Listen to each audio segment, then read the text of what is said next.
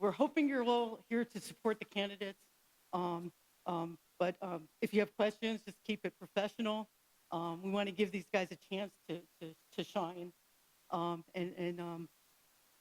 With that, I'll just turn this over to Kathy, Kathy Somm, who's, I'm going to turn the meeting over to her. So Kathy, it's all yours. And I'm going to turn it over to God.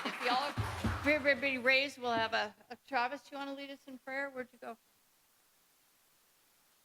We'll have a prayer, and everybody can stand, and then we'll pledge the flag. Please pray with me. Dear Lord, thank you for this meeting. Thank you for bringing us all together, neighbors, community members, in this place so that we can continue to be passionate about our communities.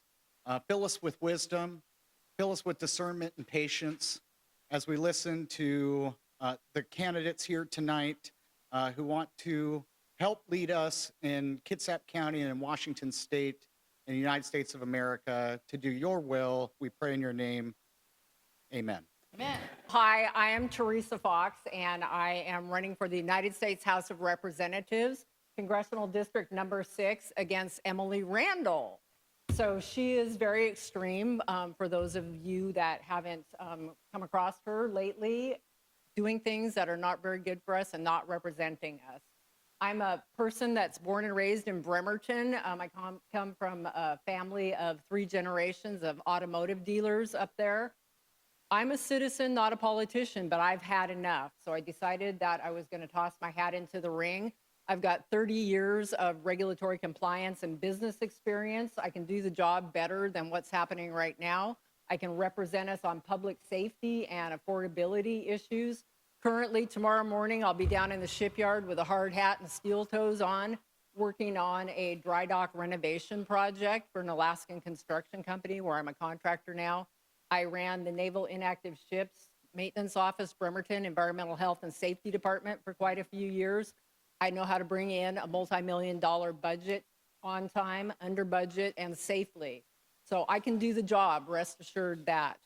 I want to tell you a little bit more about what I'm running for and why I got into this race. As I said, I'm born and raised in Bremerton. I can't stand what has happened to my city, my county, my region over the past 40-something years. We've had decades of failed leftist policy. We've got people dying in our streets in Bremerton, where our businesses, our citizens, our neighborhoods are being impacted by the crime that's associated with that. The cost of all of this nonsense is horrific as well. All we're doing is throwing more money at problems and NGOs that aren't solving the problem.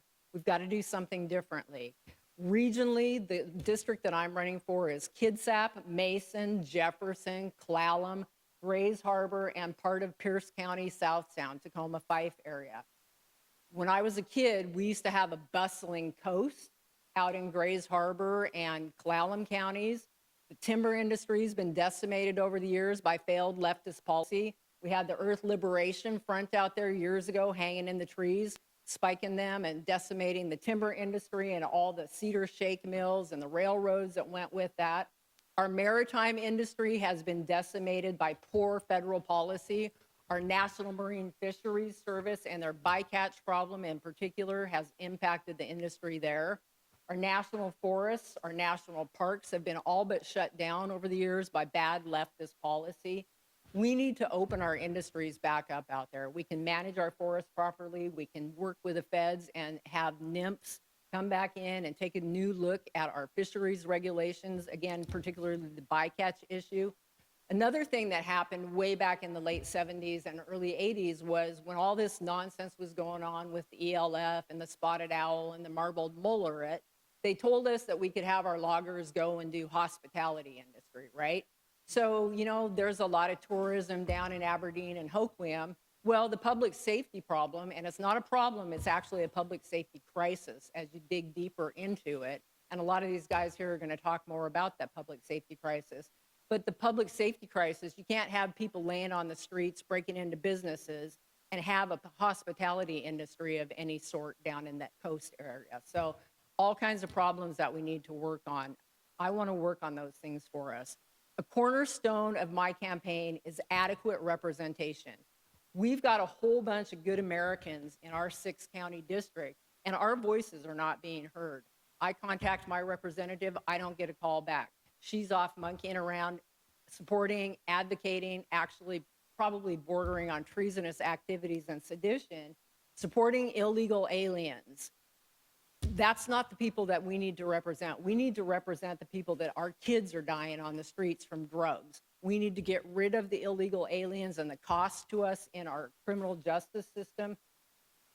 I recently heard a statistic, thank you to Rick Coos's campaign manager, that we've got somewhere between 500 and 600 known illegal aliens in our jail system, and it's costing us almost 97 grand a year per illegal, $48 million a year, just on the known ones in our state, while we have a state budget crisis as well. So the things that I've been hearing as I've gone around the region the past 3 years from people is public safety and affordability. We need to have some fiscal responsibility, and we need to bring back some industry so that we can all have good, well-paying jobs, and we can afford some of this stuff. The other thing is that this is personal to me. Having been born and raised in Bremerton, I have a friend that son died from a fentanyl overdose last year. I have another friend that lost their son probably 10, 15 years ago. I've got 2 other friends in Kitsap County that their kids died from suicide related to drugs. I can't stand by and watch this anymore. So I'm in the race. I want to represent us. Like I said, a cornerstone of my campaign is adequate representation. A lot of the problem that we're having with the left is that they're getting misinformation, and then they're going out and they're doing things based on that information. I want to use technology, get facts out to the people that want to get it, and get input back before we make any decisions on legislation. I want to tell you about a couple other things that are going on in the district that legislation is really poor. Emily Randall is representing the tribes and tribal interests. Besides her special interests of illegal aliens and the LGBTQ community, she's really representing the tribes, doing land transfer acts at the federal level, taking thousands of acres out of timber production, taking it out of recreation. The latest one that she's got with the Jamestown Sklallam tribe is to take the Dungeness Spit and Protection Island out of our public lands and our public trust, transfer it to the tribes in the name of reconciliation, okay? It's reparations by any other name. We've got a treaty in 1855, and we've got the Judge Bolt decision in 1974 that doesn't say that we need to do that. That's a choice that she's making representing the tribes. I want to represent the majority of us. I want to tell you what she thinks about the majority of us. Back in February, and this was the catalyst for me jumping into the campaign, was when Emily was in a U.S. House Oversight Committee hearing on the Somali daycare fraud. Instead of Emily finding out how badly that was affecting our wallets out here in Washington State, she took the opportunity to race bait. She said that white men commit a disproportionately higher rate of crime than illegal aliens. So that's not true, and she alienated a major portion of her district out here. It gets even worse. She's been out in Forks just a couple weekends ago talking not only to Democratic businesses, she did have the courtesy to go to one Republican business, and she mocked him online, stating that he had a flamingo shirt with AK-47s and that he was sending her a message. She then went on to say that there's a mixed bag of folks out in the Forks area. That's what she thinks of us, you guys. She thinks that we're a mixed bag of people, and she's not representing us. So I want to represent us. We've got a lot of really great people doing great things down in Olympia that you're going to hear from today and for Kitsap County. I know there's a lot of great patriots in this room, and I want to do great things for us back in Washington, D.C. I want to just note a couple other little things. So important to vote. If you do nothing else, make sure that you vote. Tell 10 of your friends to tell 10 of their friends. Make sure that you don't leave out the important judges' races, too. On the ballots and the voters' guides that our Kitsap County Republicans and other places have sent out, it's really important that we vote for those judges, because those are the guys that are going to be taking a look at any of this crazy new legislation that the state puts forward, and they can apply the Constitution. So those judges' picks are really important, and they're often undervoted. So please vote for your judges. I want to say, too, that my campaign manager, Linda Pop from KCRP, is here, and she's been an invaluable help to us and the campaign going forward. I've been talking with the Republican National Committee about getting money out here for us. I got some good news. I get to go to the first ever midterm Republican National Committee convention in Dallas, and I'm going to work my tail off talking to more of those people. I did get a chance to talk to Casey Crosby, the co-chair of the Republican National Committee, a few weeks ago.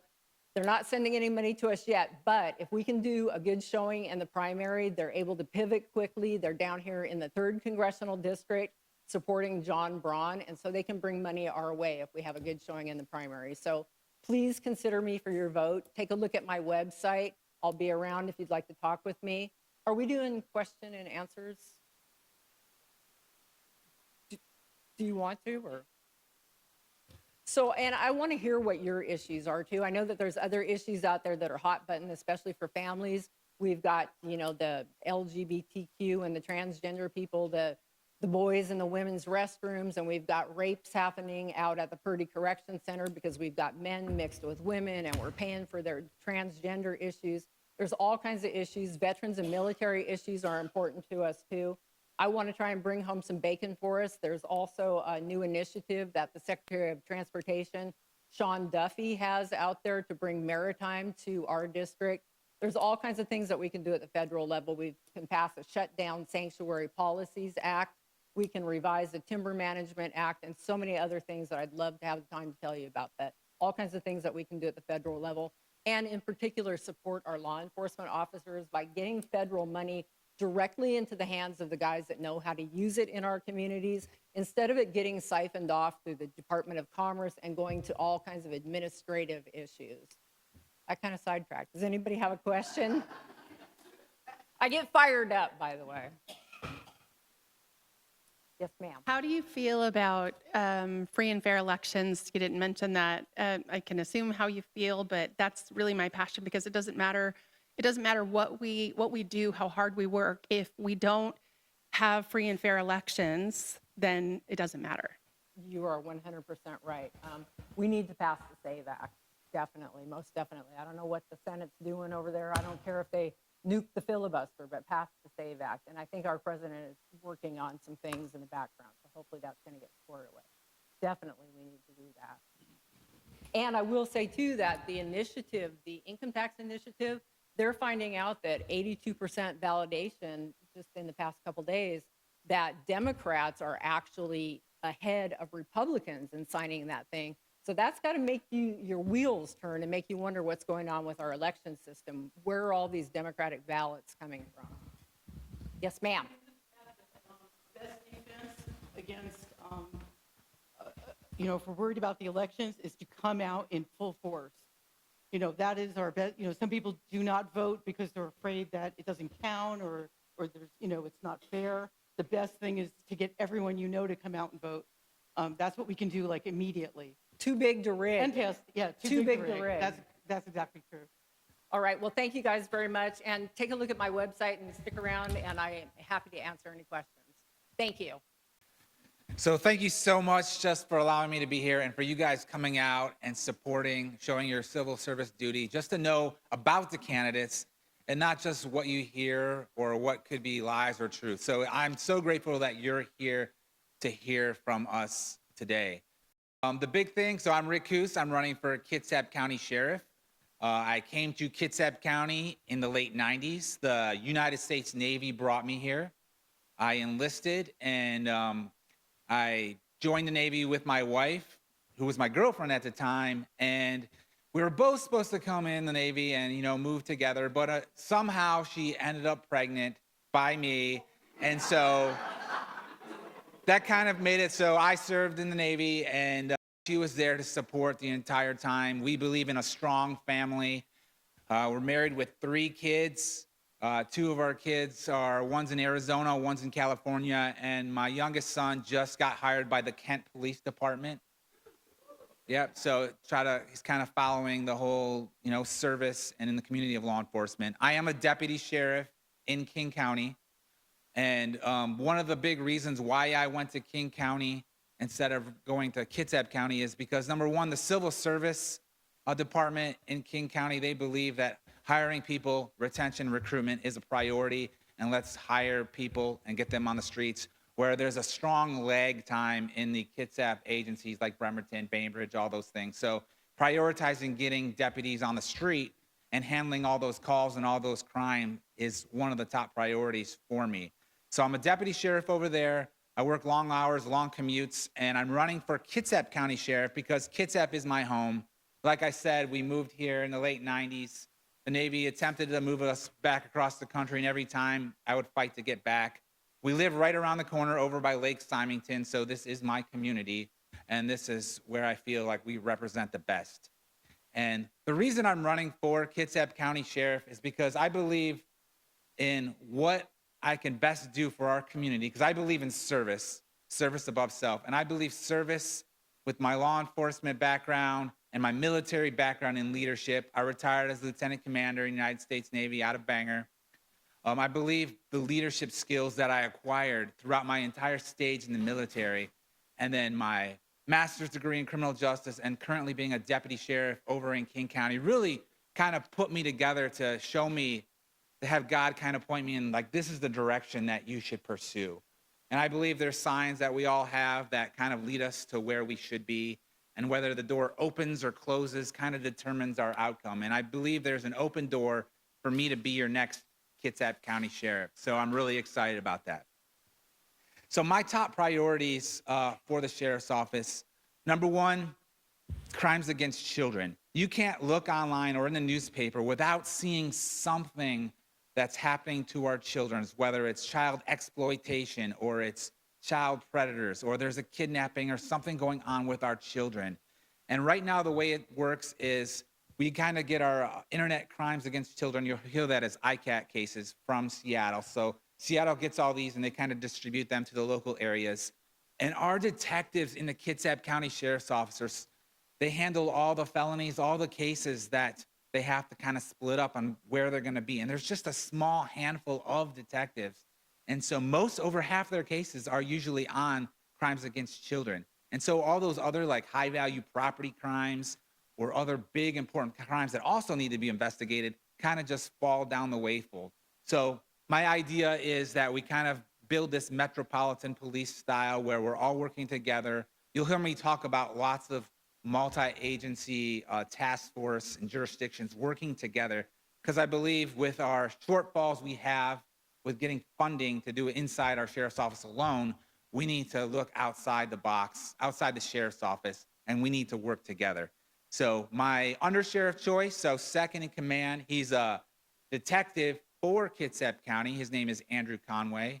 And he's kind of, we follow a very similar path. Right now, he is active reserves. He's a lieutenant colonel in the Army Reserves, and he's about to take a command in a reserve unit coming up in a couple months. And so we are on the same page where the Kitsap County Sheriff's Office needs leadership. And both of us coming from, the Navy, the Army, we kind of disagree on which one's better, but working together, we believe that the leadership skills that from ground up that we were taught and raised with is what we need. You probably have heard that there were like 5 retirements from the Kitsap County Sheriff's Office. The sheriff himself did a 2-week notice and retired along with the undersheriff, chief of patrol, chief of detectives. A couple of those were expected, but a couple of those were a surprise to even all the deputies and the sheriff's office. And so what we know for a fact is there is a leadership issue in the sheriff's office. And what I bring is not the status quo. When you look at organizational leadership, business type leadership styles, you realize that just going down the line and keep bringing the same person up, the next person, the same problems still exist. And that's why, to me, and I think a lot of the community members, it's so important that we don't follow the status quo. We bring outside leadership, because that's kind of the model. Leadership isn't just a one way, you're in the sheriff leadership or this. It's plug and play to different corporations, different entities, different community government resources.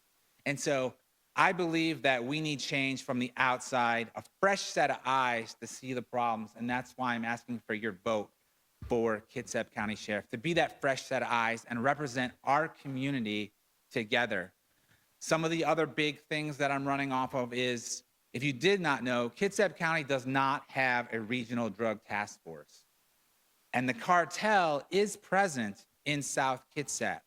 So what that means is, while we catch some low-level dealers, a lot of the big sources of drugs to our community is going untouched. And so even the chief of police in 2024 had an interview with USA Today, and he was surprised, shocked that Kitsap hasn't gotten to the point where we are restoring that drug task force. So on my top 3, restoring the drug task force is a priority. And how we do that, we kind of work together with different communities. So Teresa Fox mentioned how we get federal money and stuff and get those agencies supported. So we need to go after all the funding. We can't just say, well, the community doesn't want it. We can't really seek the partnerships that we need to. No, we need someone that's outgoing, that's a leader, to go pursue all these different networking resources to get federal, state, local, county together on the same page and get the drugs off of our street, because people are dying of fentanyl. The answer to have, let's just have more needles so they're clean, or let's have Narcan ready to go so they keep ODing and we just wait. At what point is the fentanyl going to be too strong? At what point is that Narcan not going to be effective? So I'm very big about taking on the drug task force and challenging that. And the other big third item, so with the crimes against children, the drug task force, the other one is just getting back to community policing. And so I'm going to explain what I mean by community policing, because different agencies, or some agencies, will say, we already do that, we do it this way. Well, let me tell you my vision of community policing, because this is what I learned, this is what I grew up with. Back when I was in high school, I did 4 years as a police cadet with the Saline Police Department, and that's kind of where I got the origin of what community policing looked like. And then when I went to Michigan State University for my master's degree, it kind of further developed that and really brought out what that looks like. So some of you may have called 911 because there's a suspicious vehicle, or there's someone that's slumped over the wheel and it looks like there's drug paraphernalia. And you say you want a call back to know what's the status of that. And some of you may have not gotten any calls. Some of you may have realized that no one's actually responding. It's just broadcast over the air, and whether it's a priority or not determines whether a deputy goes and investigates that incident. Well, what I bring is, number one, if you're calling 911 and you want a call back on what the status is, you will get one. And we can't say that's not possible, because over in King County, that's what I do. Whenever I get a 911 call, it says, do they want contact, yes or no? And I make that phone call, regardless of what the call is, to establish that, hey, I'm the deputy, my name's Rick, I'm here working with you on this call, and I want to make sure that you get your answer than what you need. But it's about being in each community, South, Central, North Kitsap. Like, for instance, we could be right here, and I'm going to be like, okay, today we're going to talk about the crimes for the month of July, and I'm going to bring out the stats. I'm going to be like, okay, so this is all the crimes that we're having over here, like in the Seebeck area. This is the major concern that we see from the stats and from the 911 calls coming in. And if there's people's that's house have been burglarized, and you guys want to follow up to see if there's anything you can do to make it less attractive, make your community, make your home less attractive to criminals, we'll do that. We'll send a deputy out. And that's one thing that I can do, as I've been trained in that. And I know we're understaffed, so there's going to be an excuse that we can't do that. But we're going to get there. And I will come out to the community, because that's one of my responsibilities that I see that I really need to act on. I'm going to come out here and, if do you have a working camera? Most of the times when I go to homes for 911 calls that have been burglarized or some type of theft, maybe in the front, stolen car, they have cameras, but they're not working it. So I think it's very important for the sheriff to be involved in making your community safe. And that's also listening to your concerns. I've been hearing left and right of all the traffic concerns all across Kitsap County, and just how there's DUIs, just fatalities. There's people going over 100 miles an hour during roads. They're racing, and they know there's no deputy to be there to enforce it. And so my solution to that is, sure, the deputies are overworked and we're understaffed, but there's also times where a deputy could just go sit in a certain area and just do traffic enforcement between calls. Because right now, a short-term fix is to do that stuff. The long-term fix is that we fight the county commissioners, that's we, as me and you together, to get more funding for the sheriff's office. And we've seen it work in other communities all across our state, where it's when the people show up with the sheriff's office and we demand that our lives are in jeopardy because of this or that and we need more money, then we start getting shifts. But when the county commissioner meetings are just have like a 5 or 6 people, and then the commissioners are like, well, based on our observation, we don't think it's a priority, that's where we start losing the track on that. So I can talk way more in one-on-one with community policing and what that looks like, but those are the top 3, and I really hope that you choose me as your next sheriff. So thank you so much, and I will open it up to questions.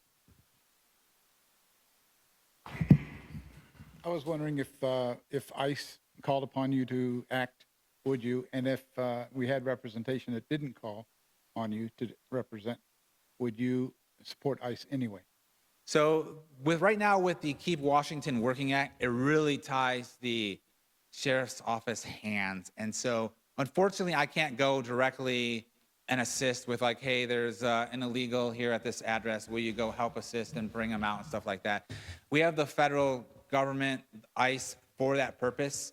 But with that being said, if ICE is doing some kind of operation, some kind of mission where they are taking in people, and then a large crowd of people start forming up and start like throwing things or attacking, that's where the sheriff's office and local law enforcement will be there, because we protect all our partner agencies, and a crime against any federal agency or any citizen needs to be investigated to the fullest. So that's my official stance on ICE involvement at this time. Until when you talk to when our representatives come up here, you can, I'm sure they're pushing to kind of revoke the Keep Washington Working Act, but like until then, the local law enforcement hands are tied. Mike Telley, USS Michigan Gold. So I came under here similar with you, and after duty assigned to U.S. Customs, counter narcotic and cyber crime unit. What your platform about children, I don't think a lot of people understand how big a deal that is, and thank you. That's dead on. 2 questions for you. One, with the unfunded mandates coming down from the state, how are we going to free up money for the sheriff's department? And 2, to not share any secrets that you know, what happened with this mass exodus? Why did they leave? Okay, so the first question, the unfunded mandates. And so my campaign manager, Ryan, actually addressed this pretty powerfully at a Board of Commissioners meeting. So we're getting all these unfunded mandates that are created by the legislation, and they're coming down to the county, and the county has no option but to put money directed that way. And so part of the thing, I'm just going to do a little sidestep on that. Part of that thing is paying attention on where those unfunded mandates are coming from, because I think countywide, everybody will agree for the most part that the sheriff's office is underfunded, and it takes a smaller priority than it should. But looking deeper into who is supporting those unfunded mandates, and why are we voting them into office? And so when you look at like Christina Rolfes, a lot when she was in Olympia, she supported a lot of those things. And now as county commissioner, she's literally at one of the meetings, she was talking about all the unfunded mandate. And then, Ryan brought out the fact that, you kind of caused us to be in this situation. And so looking at all that stuff, but with the hands that were dealt, with the cards we're dealt, we kind of got to deal with that. So right now there's basically a couple options they're talking about funding the sheriff's office. Number one is the commissioners without a vote can do basically a public safety tax of 0.1% and raise it without being on the ballot or anything, and then that will go to public safety. Lots of concerns with that because it doesn't direct specifically how they're going to be using it. It just says criminal justice purposes, and whether that means to support a mental health thing or administrative positions. we've seen that some are not using it for the correct purposes, which I would think if we were going to do that, we would want to put deputies on the street because that's our priority, is always the understaffing. But I don't support raising taxes because I think all of us are stretched thin with Bob Ferguson and all the tax increases that we've had and the gas tax and all that stuff. And I think we just need to stand up and say, no, we need to find a better way. So the better way is reprioritizing the county budget to funding law enforcement. And we'll say, as inflation goes up, also the requirement for the sheriff's office goes up. And so that money should be increasing all the time, but it's not. And they're being redirected to other areas. I spoke how some of the money that they're really insistent on is like for parks, and parks are great. Parks are beautiful. But at the same time, if you don't have public safety, do people feel safe in parks? So it's working together with the community to point out to the commissioners that our priority should be public safety, and that's where our money should be going. And the other look is you can't just always point the finger outside without taking a look at inside. And so with the sheriff's office, you can go online and the Kitsap County Sheriff's Office budget is there, but if you don't understand the line items, each line item is not broken down to specifically what they're spending it on. So if you don't go do a public disclosure request, public records request on what those line items go to, then you don't know where you're spending that money. And for instance, this is just a small example, but like when the command staff for the sheriff's office all got brand new Expeditions, fancy, really expensive police cars, when they're not doing the ones out policing, you got to ask yourself, was that where we really should be prioritizing our money?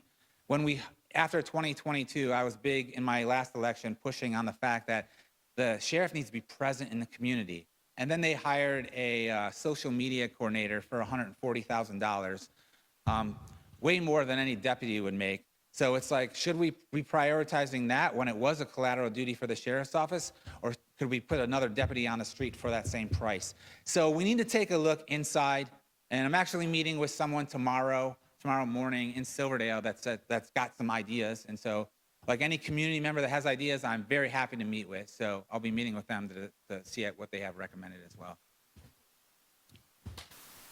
I'll let them finish. Thank you. Thank you all for being here tonight. It's so, for me, it just makes me so proud to be in this building. About 5 years ago, I saw Rose at the annual parade that you guys have here, and I love that parade, and I've come every year. And she said, hey, the Hawley Schoolhouse just burned down, and this is the last one that looks like this left in the state of Washington. Could you help me? And we got together, we rolled our sleeves up, and we got this thing done. Isn't it beautiful? Your delegation in the 35th District is so proud to help all of the local communities have a community center where they can get together and sow the seeds of discontent against their government, because that's what our founders wanted. I started talking about this because I'm so excited about this building. I'm Dan Griffey. I have served as your state representative for the last 12 years. I get my butt kicked in Olympia a lot because I voted no a lot. So does the rest of my Drew McEwen and Travis Couture, two of my best friends in the world. It's really an honor. I get to serve with those two. I was a professional firefighter by trade. I did 34 years as a firefighter. I'm married. My lovely wife, Dinah's in the back. I have 4 children, 7 grandchildren, 55 years old, and I've spent my entire 55 years in this wonderful place. We are lucky in the 35th District. So 35th District goes from up near Silverdale, so just keep going up near Silverdale, all the way to Rochester in the south and down to Rainier in the east. Our district looks exactly the same. They look just like you. They want things just like you. They want government the heck out of their lives. They want all of us to understand that government is the reason that we have affordability crisis in this state. It is, absolutely. When the government of the people, for the people, charge you $50,000 for a building permit, that gets tied on the right at the end of your mortgage. And you have to pay that off first before you can start thinking about affordability. They go for one step further than that. On the Building Code Council, there is 2 builders on the Building Code Council of about 25 people. But what do you think the rest of the makeup is? Extreme environmentalists. They recommended that natural gas and propane heating sources be banned because it was so terrible. It's actually 80% cleaner than most sources, oil and coal and the rest, but they decided to ban it. Your power rates are higher right now in Washington State because the majority decided that natural gas should not be used for power generation. Puget Sound Energy had no alternative than to charge you more money because they had to go out and find other clean sources. They won't tell you that 90% of your power that you get is hydroelectric power right now. But you know the other thing the Democrats won't do? They won't declare hydroelectric power as renewable. It is the cleanest, greenest, and most abundant source of power that we have in Washington State. Snow falls as a battery and is stored as a battery up in the mountains. It melts at a predictable rate and it turns turbines at a predictable rate. It is, and we paid for that infrastructure. Everybody in the United States paid for that infrastructure on the Columbia River and our many rivers that we have in Washington. Our housing prices, like I just said, are off the charts expensive because right now in a recent survey, the builders associations say that the average price of a home price right now is increased because of state regulations $130,000. So just the building of it. When they stack the deck, folks, with people that have alternative agendas, all they do is push stuff that we can't afford. They push ideas on this energy affordability or energy conservation.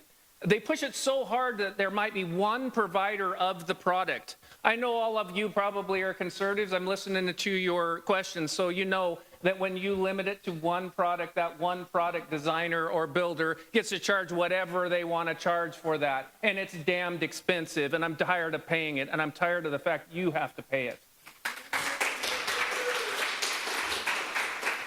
Our drug crisis and our homelessness problem is a choice also by the majority party. It is not our choice. My choice is, because I was a professional firefighter, there is nobody whose heart I don't want to see beating. I want everybody's heart beating. I don't care if you're a criminal. I did everything I could to save everyone.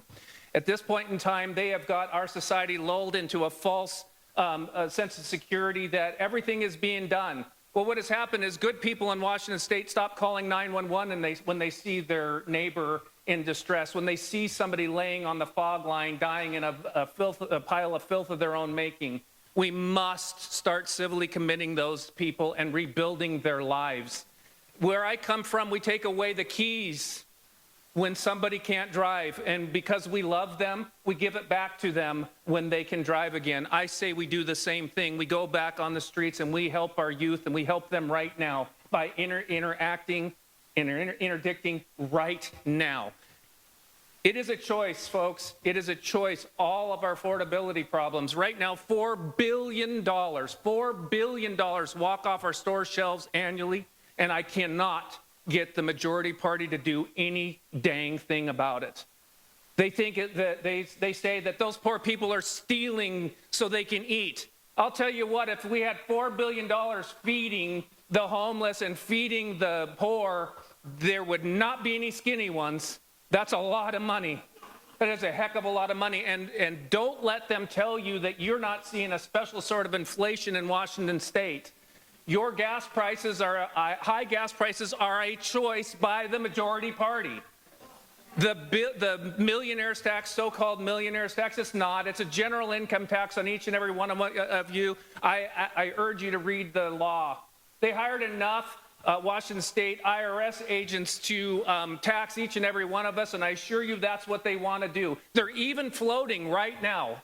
They're floating right now that because they voted for an unconstitutional law, they want to vote in a constitutional way, and they're already floating the idea of having each and every one of us pay 1% income tax.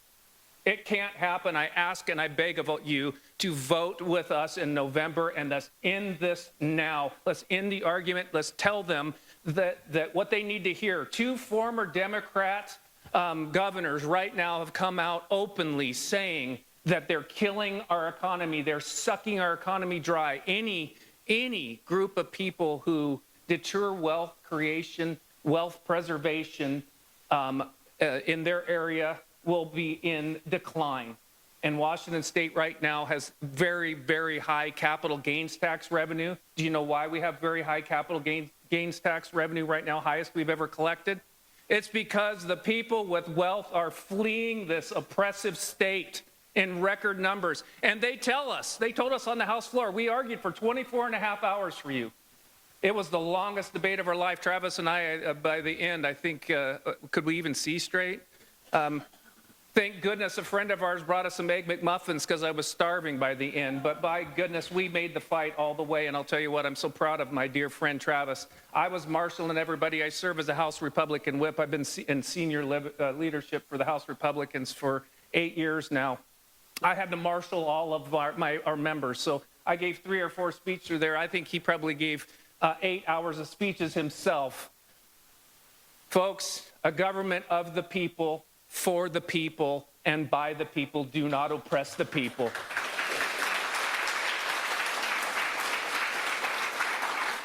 It is a choice that crime is out of control. It is a choice by the Democrats. It is a choice that we have drugs oppressing our kids. It is a choice that our kids are not doing well in school. They don't expect anything from our youth any longer.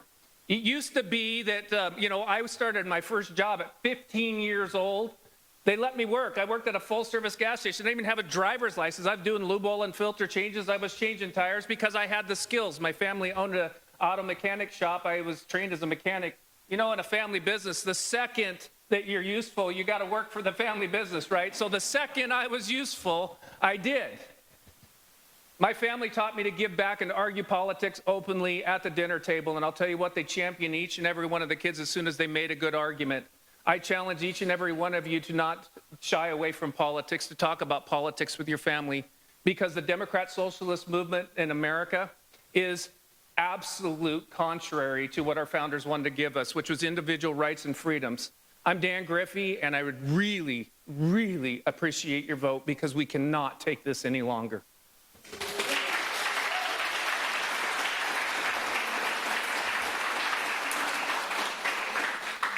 I will stand for a question or two. Is that okay? I see one over here. Yeah, I have a question. You talked about PSP. How true is it that 4 companies are in Canada? It is nearly fully owned by a foreign company. Yes, absolutely. Yeah, well, we're actually paying them to change over, so your rates are higher because they're finding other power sources on your back. The Democrats knew that when they voted on it. We argued that bill for almost 12 hours. It's a choice, folks. It is an absolute choice. Do not let any of them tell you that it's not.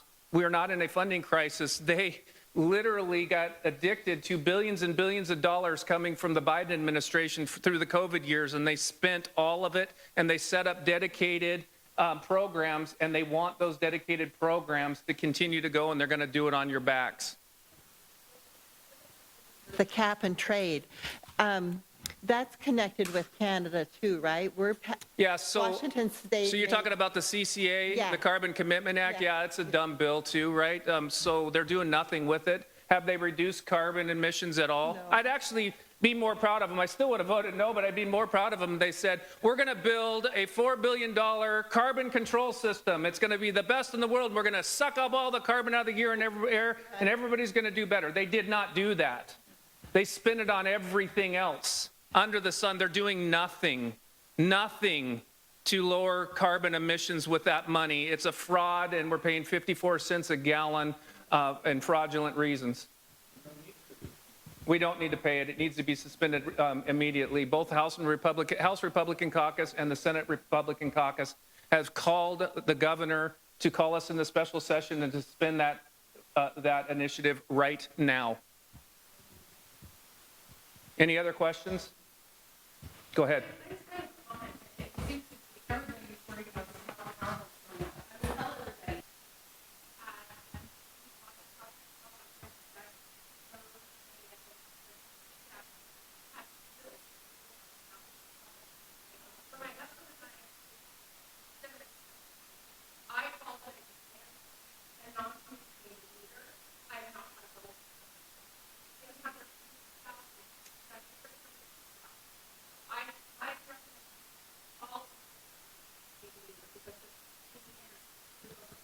Well, folks, I can't emphasize it enough that the majority party did know all of that. They knew when your power rates were going to go up. They authorized Puget Sound Energy, because they're a state-regulated and federally regulated power provider. We told them, they knew that your power rates were going to go through the roof. The other thing is you're charged a renewable energy tax on every one of your bills right now. You get 80 to 90% of your power from hydroelectric power, and you're charged to build those windmills in eastern Washington. Those windmills do not produce any baseload power. That's when we need power the most. So what happens is we have to throttle our dams constantly. So the dams have to throttle down, and then they have to get ready for the wind to stop, and then they got to throttle them right back up again. Our energy system is not as resilient as I'd like it to be. It does not tolerate those load shifts as well as it should or could. We are in a really bad way. We're in a bad way as well. We're going to have about a $4 billion deficit, but and state agency staff are calling us and telling us all the time, but the governor has ordered them not to tell anybody about it till after November. We no longer need to vote in people that are going to sugarcoat it. I don't know if you've noticed or not, I'm pretty dang blunt in how I talk, because I do not want to sugarcoat stuff. I love each and every one of you too much, and I'll tell you what, I've spent the last 12 years bleeding for you, and I will bleed as long as it takes to make sure you guys are heard. I thank you all for your time. Much more I need to say after Dan took care of it all. No, seriously, you did a great job. It's a complete honor to serve with Dan and with Travis. And Dan laid the groundwork for all three of these seats. What year is this? 26? My God, 16 years ago you started this. Yeah, I know. It's so. Thank you. Yeah, we're better for it. But I'm Drew McEwen. I serve in the Senate. I'm the deputy Republican leader for the Senate Republican Caucus. And seriously, though, Dan really did touch on a lot of the points. For those of you that don't know me, like Rick, like Travis, the Navy brought me here. For me, it was in the early 90s. And so you got 3 submarine veterans sitting in here. Anybody got the launch codes still? Rick? Yeah. Yeah, right. Don't say that. Yeah. But, I got out of the Navy, went into the business world, and with impeccable timing, started my investment firm 2 weeks before 9/11. And, and I bring that up from the standpoint, I'm glad I went through it. Never would want to do it again. But you learn something about yourself and about your family, right? And it wasn't about going and crying to the government that I need help. It was figure it out and get it done. And took on a job to make my fledgling company survive, and worked in a factory third shift for a number of months just to make ends meet. But I'm proud that it'll be coming up here in August that 25 years later, still in business, and that I bring that up because that's the American dream, right? And I think today that's lost on a lot of politicians. And what Dan was referring to is so right. One of the big things that's changed in Olympia in the time that I've been there, I was first elected to the House in 2012. And I might be off on the numbers here slightly, but it was something like 40 to 50% of the legislature, both Republicans and Democrats, had a connection to business, whether they owned a business, they were in management, they were in some component in that regard, right? Today, there's zero. No, that's not right. I can think of one Democrat in the legislature. She's in the auto business, right? And then the other ones are leaving, right? I'm not missing anybody, am I? Oh, yeah. No, he sold that store. Oh, did he? Yeah, but he has the experience. We'll give him that. So, seriously, think about that. Out of 147, counting the governor, two Democrats have any business experience. And that really reflects the mentality of what comes out of there. Their viewpoint is if you own a lot of property, which in the 35th district is not unusual. We have a lot of people that are property rich, but not necessarily cash rich, right? But they have a mentality that you've got money then. If you own a business, it's falling off the trees. It's easy. And that's why you see the results of these tax increases. And Dan, and I know Travis will touch on a lot of policy stuff too, and I'm going to take a little bit of a different track here so we don't all repeat each other. Let me just ask you this, though. Has anybody in here not had enough yet of high property taxes, high gas taxes, high energy prices, high grocery taxes? Okay, so everybody's had enough of that, right? Okay. I'm going to make an assumption. I could be wrong. There could be some people in here that are undecided that don't know what they're going to do with their ballot, and that's okay. But I'm going to make an assumption for the moment that people pretty much know what direction they're going. Here's the thing. We can do these all day, every week through the election and just talk to each other, right? It's not going to change anything. We all, myself, the other candidates, you, we got to get uncomfortable before we get comfortable, okay? We've got to talk to our neighbors and our friends and explain to them, ask them what is the issue that's bothering you? And when they say it, and then they're going to turn around, and I'm going to assume that they're going to be on the other side or independent or whatever, or just aren't sure. Just politely tell them, that's the result of the Democrat policies that have been running this state for 45 years. That's a fact. The issues that we're facing are not because a Republican majority and a Republican governor rammed through things and made life miserable and made the economics of the state hard. No, the Democrat Party alone is responsible for the 45 years that has happened in this state. Yes, there's been times where the Republicans have had the House for a little while. That hasn't happened now since 1999 or 2000. The Republicans on and off have had control of the Senate, but they've never had control of both chambers, so we've never had legislative control, and we haven't had a governor since the mid-'80s. Those are just facts, okay? When you want to talk about what's going on in the school districts, why are our test scores falling? Democrat policies. Why are energy prices up? Democrat policies. This is the fact, people, okay? And when they want to turn around, they're going to blame, look, I'll just say it. Got a unique communication style a lot of people don't like. I get that, okay? And especially in Washington State. But when people want to turn around and blame the president for what's happening in this state, no. He's been in office for 6 out of those 45 years, okay? And here's a fact. When they want to complain and say, it's H.R. 1 that is killing our Medicaid and our Medicare, BS. The Democrat budget passed last year cut 9.8? Oh, thank you. I'm thinking taxes. They cut $1.2 billion out of Medicare and Medicaid. That was before H.R. 1 was even written. Let's get factual with people, folks. And there was a question earlier about, with ballots. Here's the deal. Nothing's going to change with the law between now and Election Day, okay? So the first thing is personal responsibility. Exercise it. Fill out your ballot if you haven't already, and you should do it right away. Because what happened? I'll be blunt. What if you die tomorrow? Okay? So go vote tomorrow. Go vote tomorrow. Go vote tonight. Okay? Don't wait. And by the way, it is a valid vote cast. If you cast your ballot today and you die on Friday, it's valid, okay? Just so you know.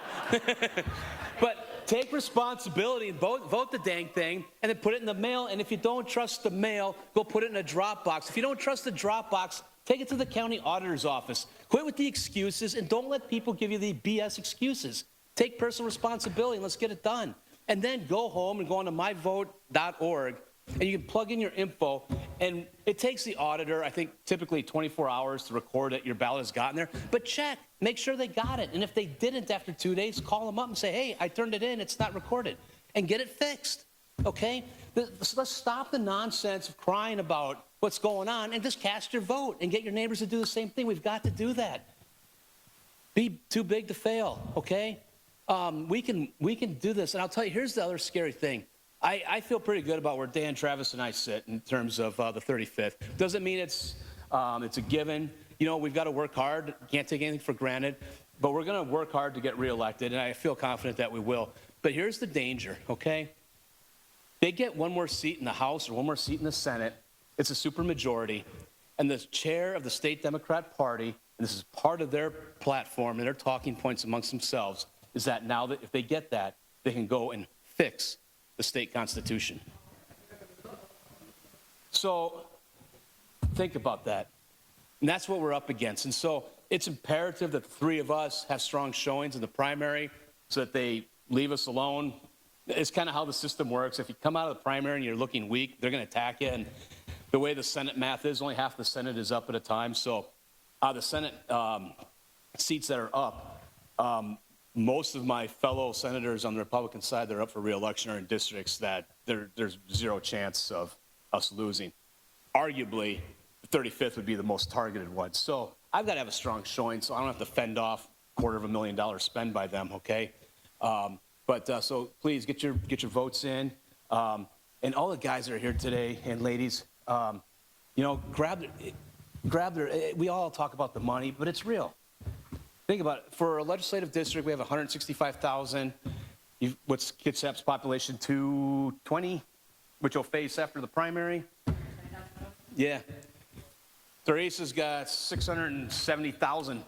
So let me just ask you this. If you're starting a business that's going to have 165,000 customers or 600,000 plus, you think you need money? Okay, and I know we all get sick of hearing about it, but it's a fact. We can't reach people without the resources to do it.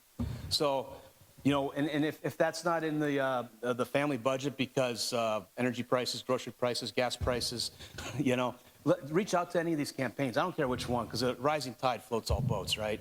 And let's get it done. I really appreciate the opportunity to be here. And like I said, it's an absolute pleasure to serve with Dan and Travis, and we're here for you. And look forward to winning and keeping this part of our district rural and everything that you guys fight for up here. So thank you.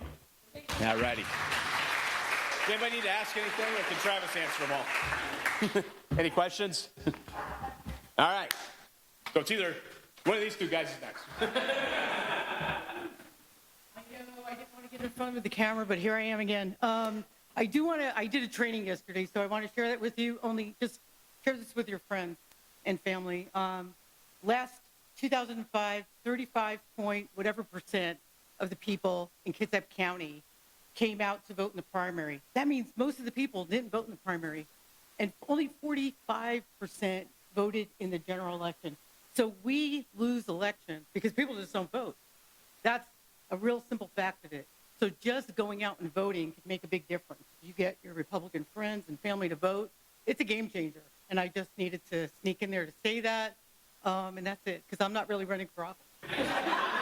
This is a great way to actually mention this. So you recall 2 years ago, Public Lands Commissioner, there was 2 Republicans and then a caseload of Democrats running. We were 50 votes short of having 2 Republicans in general election. 2, when we would have held that office, and now you have a far leftist environmentalist that wants to end timber industry in the state because you didn't vote. That's a fact, people, okay? So when people complain, say you're the problem. Hey, everybody. Representative Travis Couture. I really don't know what to say anymore after everyone else talked before me. Anyways, thank you for spending your Sunday evening out here listening to a bunch of politicians. I don't know if you've ever broke down the word politics, but poly is the Latin word for many, and ticks is a bunch of blood-sucking parasites. And so thank you for spending your time with a bunch of blood-sucking parasites. Just joking. Like Drew and Rick, I was a product of the Navy as well. I served on submarines, USS Alabama and Nebraska. Me and my wife, Julie, over here, we have 4 kids. We live in Allen, just a couple stones throw away from Dan, actually. We carpool to the Capitol almost all the time, unless it's an appropriations committee long night. Then he says, no way, you're driving yourself. Yeah, so in Olympia, I got elected. Y'all elected me in 2022, and I took office in 2023. Been doing a lot since then. I think the last 2 sessions in Olympia, the last 2 years, have probably been the worst sessions in Washington state history. It's been pretty tough. I didn't get to come in when Dan and Drew came in when things were really close, right? And maybe you could work with the other side and have a $30 billion budget instead of an $81 billion budget. But right now I serve as the ranking member of the Appropriations Committee, so I'm actually the Republican budget lead in Olympia, which means that I spend a lot of time beating my head up against a brick wall, watching them do the craziest, most insane budget maneuvers of all time. If you didn't know, we have an $81 billion budget. It is a record spending budget, the largest budget in Washington state history, after the largest tax increases in Washington state history.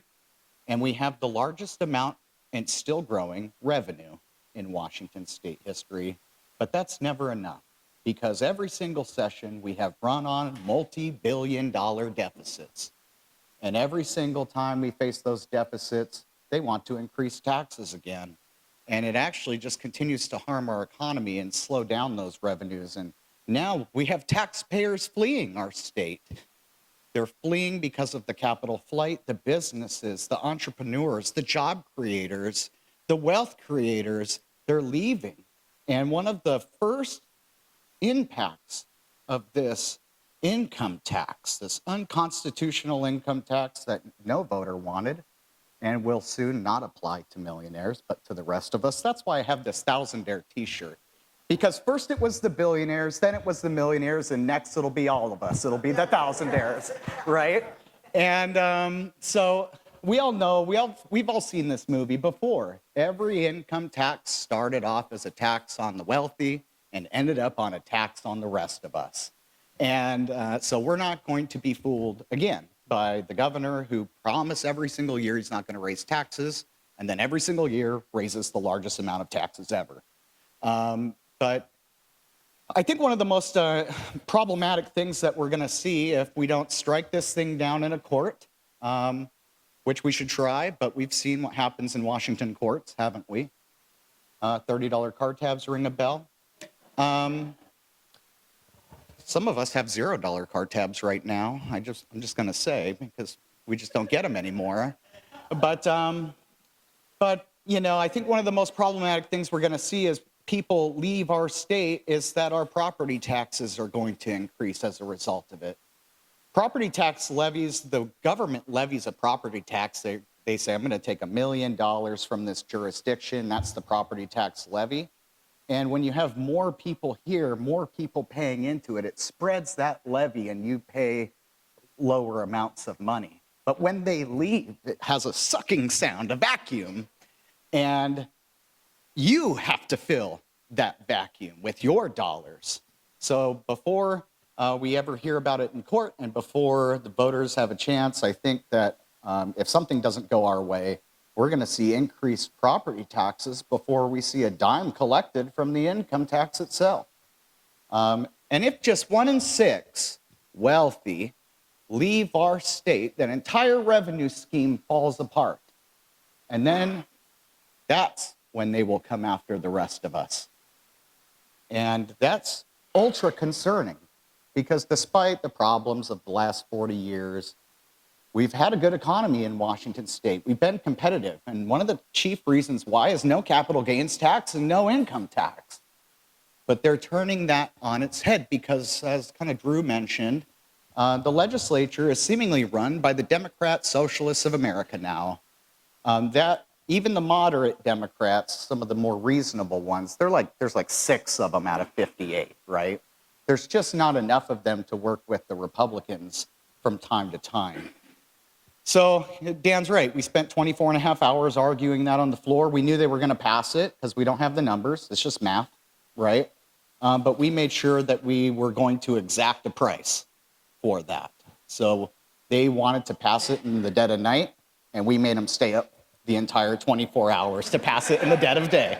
So,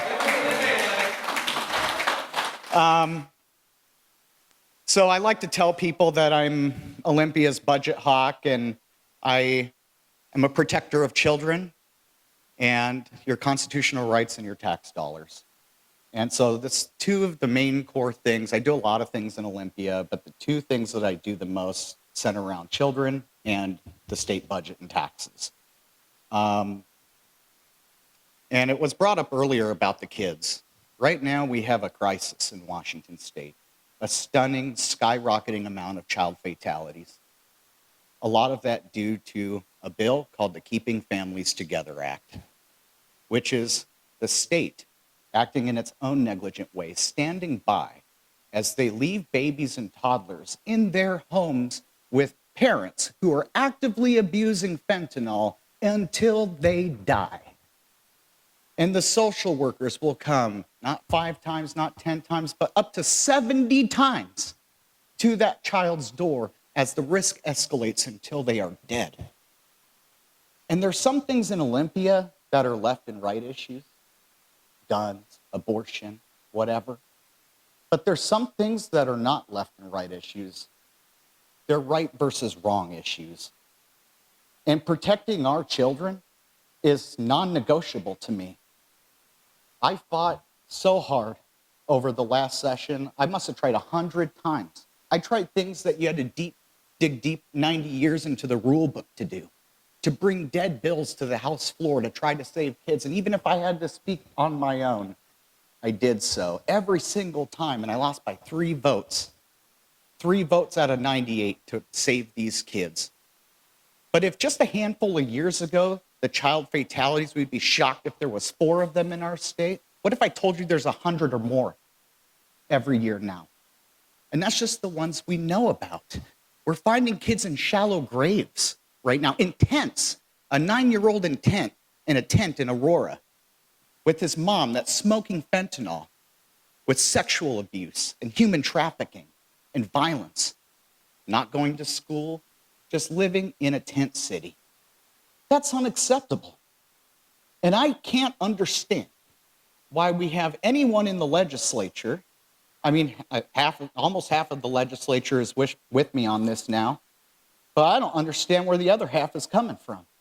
It is not a partisan deal to protect kids. But it doesn't just stop there. It goes into our K-12 schools as well. Why do we live in the year of our Lord, 2026, and we have to say, no, we do not allow biological males to play in the girls' sports?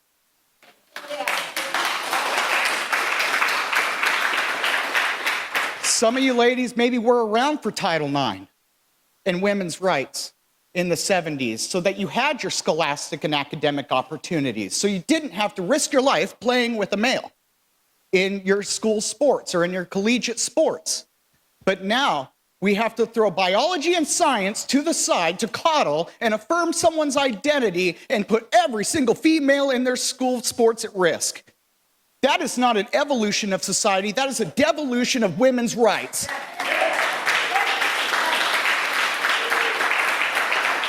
And if you could believe it, even more disgusting than that, is government employees at your child's school keeping secrets about your kids from those parents. Critical events. Your son identifies as a dog or a cat and uses a litter box in the classroom. Oh, we won't tell the parents. You ever heard of this story? There was it's always Olympia School District, by the way. In Olympia School District, the teacher was trying to convince a little girl that she was a different gender than what she was, and she was like 8, 9 years old, so she went along with it. This is elementary school.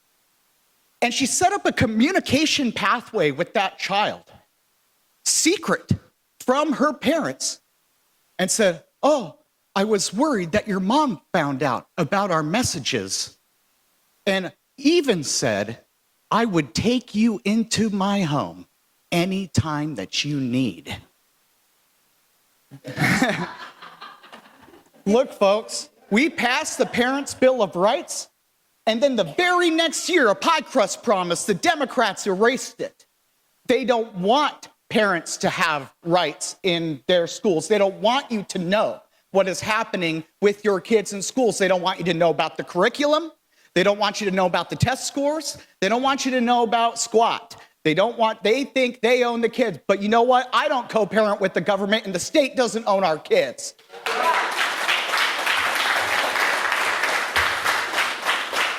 So there won't be any pie crust promises this time, because we put parents' rights in girls' sports on the ballot, and they don't get to change it this time.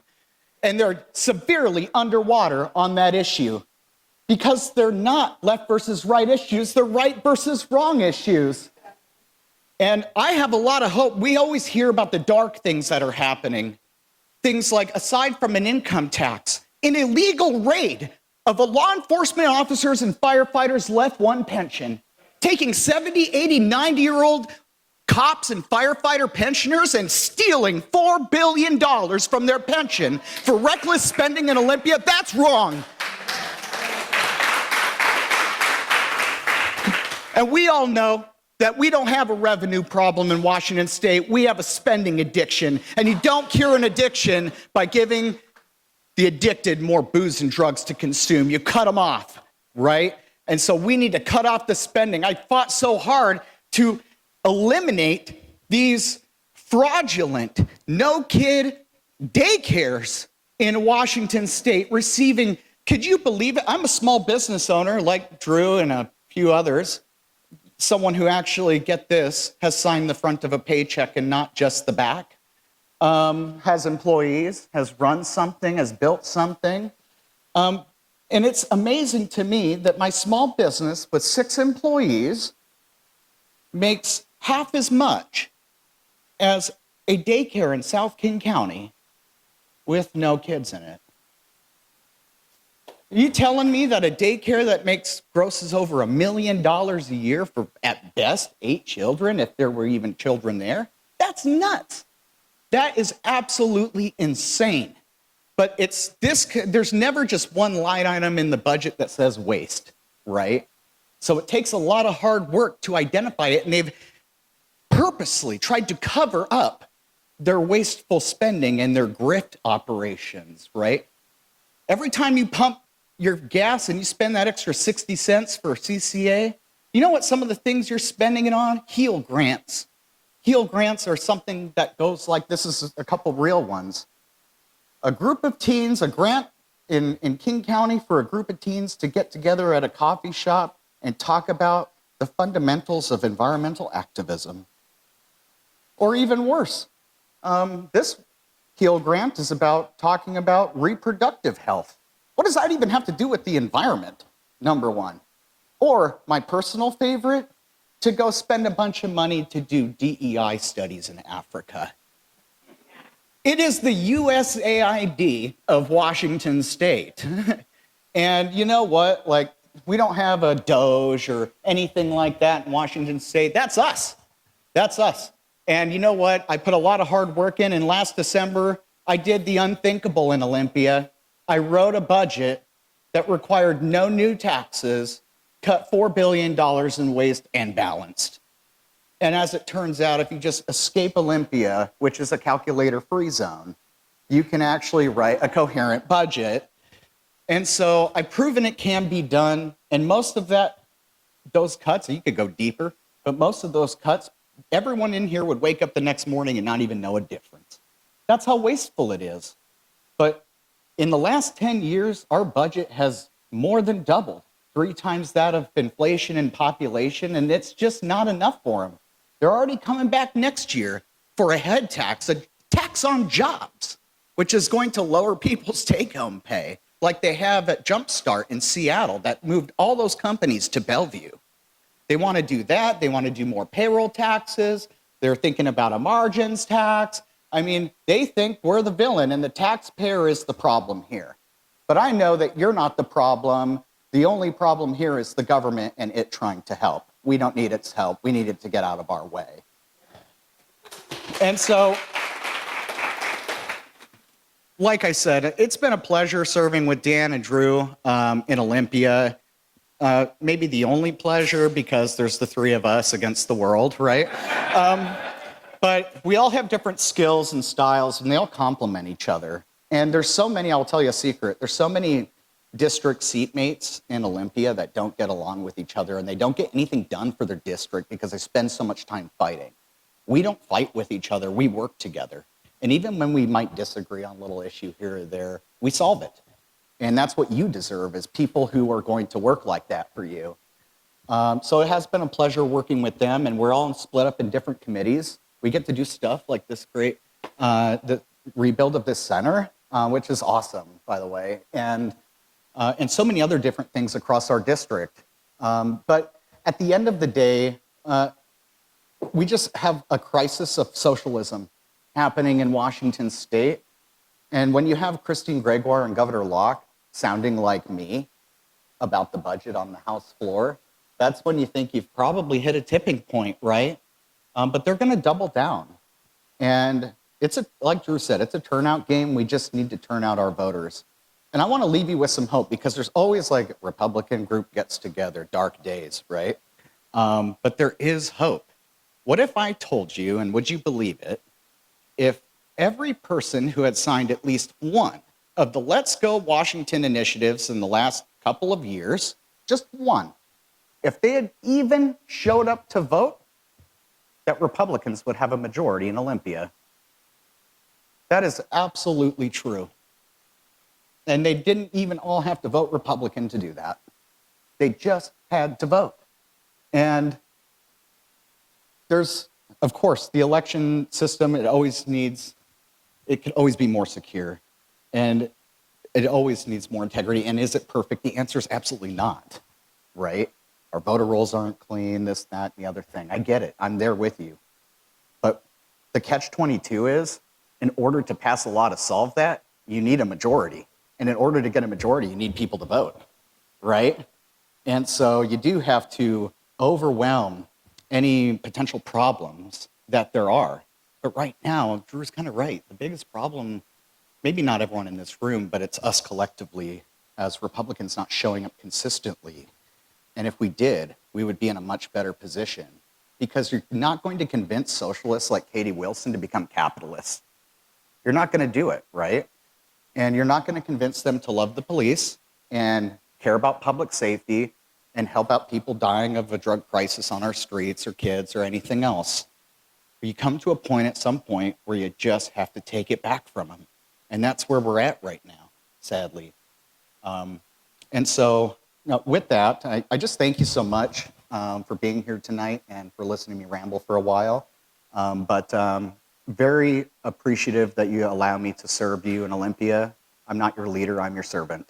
And so it's an honor and privilege to do so. And if you have any questions, I'd be happy to answer them. Who? Sir. Where? Who's got the question? Over here. Travis, we have a ton of examples, but I'll just pick one to kind of get your opinion on how the Democrats in the state look at things. The ferries, that we had to go to a different state to build our Washington State ferries, because even with the subsidies that you guys were offering a Washington State company, we couldn't compete on price because of the regulations that are on us. I didn't hear the first part of the question, sorry. How are the Democrats justifying or looking at the fact that we couldn't even build our own ferries because of what they're doing? Truth is, they don't really care. That's the truth. Everything is a game. These people have barely had any practical real-world experience, professional experience. They're community organizers and activists. They don't care about the economics or the business side of it. They just care about slogans and bumper stickers and progressive talking points, right? So, I mean, it should be an embarrassment, but I've never heard of one of them say that they're embarrassed of it. Because not only did it cost us jobs here in Washington, but it's a total embarrassment. We can't build our own things in our own state, right? But, I mean, let's not stop there. I mean, there's a handful of other examples that you can kind of point to in that same arena. I mean, just look, I mean, Starbucks is going to Nashville. You know, I mean, it's, and what do they say? Bye, right? They just wave bye to them. They don't care. They don't care about people who build things. They just look at us like this piggy bank, and they look at us like we haven't paid our fair share. But you know what? Like the big corporations, the GDP we have in this state, I mean, we're the star. We're so lucky. We have companies like Boeing and Costco and Amazon and REI and Starbucks and, you know, thousands and thousands of Amazon, right? Thousands of, you know, family wage jobs and benefits pouring back into our economy every single day. And when those leave, that's going to be a disaster. But they don't care because to them, it's about some kind of twisted view of economic justice for them. But you know what's not economic justice? Bankrupting your state. And then you can't take care of anyone who's the vulnerable, right? And so it's pretty crazy, but you can't just say bye to people. You know, you can't say bye to industries and businesses and jobs. And it should be an embarrassment that we can't build our own ferries here. And frankly, it's an embarrassment. I'm sure if you talk to Dan after, he'll regale you for like an hour about the electric ferry debacle, right? But you know, what adds more carbon to our environment? Waiting for an electric ferry that never comes and never having reliable ferry service, or everyone driving around? to Seattle every single day. Pretty sure one of them adds more greenhouse gases to the environment, right? And if they would have just plugged in, we had budget amendments the last like 3 or 4 years. Here's money, go buy another diesel ferry, put it in service. That would have actually been better for the environment and better for people. But no, it's never about what's better for people. It's about what's better for the agenda, right? And the agenda is, go forward and, tax you 60 cents on the gallon, and also your PSC rates and Clean Energy Transformation Act and everything else, so that at the end of the day, we reduce carbon emissions, greenhouse gases by literally nothing. If you look at the Department of Ecology reports, it was like 0.0000018% of global carbon emissions, right? So it's a valid point. We need to get to a place where we care about our own timber and not importing it from China or Canada. And we care about our fishing industry, and we care about our core industries again. And I can't remember who said it, but what's funny about like the fishing industry, shellfish, especially in the 35th district, and timber, you don't just get to move and capital flight to another state. You don't get to go to Nebraska to do shellfishing, okay? Right? You gotta stay here and fight. This is the best place on earth to do it. So, I mean, we need to have some more what I would call state patriotism, right? We need to protect our jobs and protect our industries. And when our government spends money, is it spending money with our small businesses and our industries first before sending it off to other states or countries? Anything else? Cool. I have a question. Somebody who I've talked about, if it doesn't fit in the budget for to donate, whatever, they left contact. But I think what they meant, or the last little bit would have been, go volunteer. It doesn't cost, but you can help. And I think that's what he was headed for. But is that right? Yeah, okay. So I was just like, what? Yeah, okay. And yeah, no, I that's all. And thank you all for coming back. A lot of it is, we have 3 colleges here. And just from personal happening in our family, they have conservative parents that believe, like all us are believing here and stuff. And when they send their kids off to college, they come back liberal and their minds are gone. It's twisted and it's very disheartening. And I haven't really heard anything about the school system, how we can get into the school system, because they're getting the kids, I think it's on Fox News, they go around and ask kids questions about college kids. They don't even know who discovered America, for Pete's sake. It's embarrassing, really, but our schools, if that's not taught to them and they don't get to understand what our little country here is all about, we'll never win an election, especially if we got 3 main colleges here that absolutely warp the kids' mind because of these professors and stuff we got. Yeah. And it was my understanding that other countries could buy a seat in our colleges to go ahead and teach our children communist things that we don't believe in at all as Americans. Mm-hmm. But I don't know. I just would like to hear more about, kids in school and stuff, what we can do there. I think it's a good place to start to teach our kids. Homeschooling is not the best. Yeah, so on the K-12 front, the other year I proposed a universal school choice bill, right? And always the complaint is, oh, you're going to take money from the public school system. Well, I designed it so that it wouldn't, right? And amazingly, the Democrats actually heard that bill in committee, and the teachers union did not like it very much, right? But anyway, I just don't feel like a child should be locked in because of their zip code or their circumstances, or they're poor or they're disabled or whatever. They should always, and the parents should always have the choice to choose the best outcomes for their kids and not be locked in because of their zip code. And that could have been homeschool, private school, or you choose a public school. I just want people to have the choice, right? And I think when you create that competition, it helps in the K-12 space. But there's also, like, Mississippi is like #1 right now. They like outrank us. And our scores have fell to the lowest point in the last 3 decades in K-12. But on the college front, it's pretty bad too, because we have some of the most generous college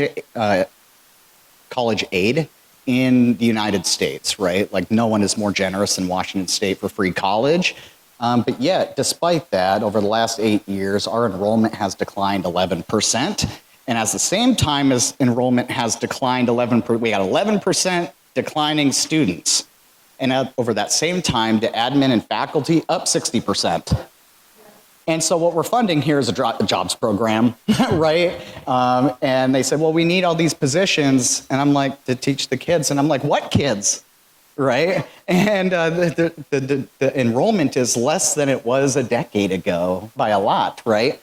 And so we're sending a lot of money to stuff like that so Billy can go get his underwater basket weaving degree and then, come out 100 grand in debt and then not have the ability to get a good paying job and start off in debt, right? And so we need to get a little bit more responsible with those things, get more into the trades, and more pathways, right? And some of these trade schools and colleges, they're not teaching our kids the things the trades and the things that they always need to go out into the workforce the next day. I own a cabinet shop, a wood shop, right? And I couldn't go to any community technical college and say, hey, did you train someone how to do woodworking? No, the answer is no. They got a sociology degree, right? And that doesn't help in the wood shop, right? So, and I'm not trying to disparage people's choices. Some people have different choices for degrees, good on them, that's their choice. But we need to be smarter because we're spending billions of dollars for that administration in both sides of the school system, right? And serving less and less kids and then getting less and less results. I don't know about you guys, but I don't really like taxes, but I'm okay with paying them if the potholes are filled, right? And I'm okay with paying them if we're getting results. But we have like the worst road system, the worst highway system, we have ferries that don't run on time, and we have a school system that is failing our kids and our next generation. You don't get a second chance at it, right? You don't get a second chance to re-educate them unless they go into one of their socialist camps 10 years down the road.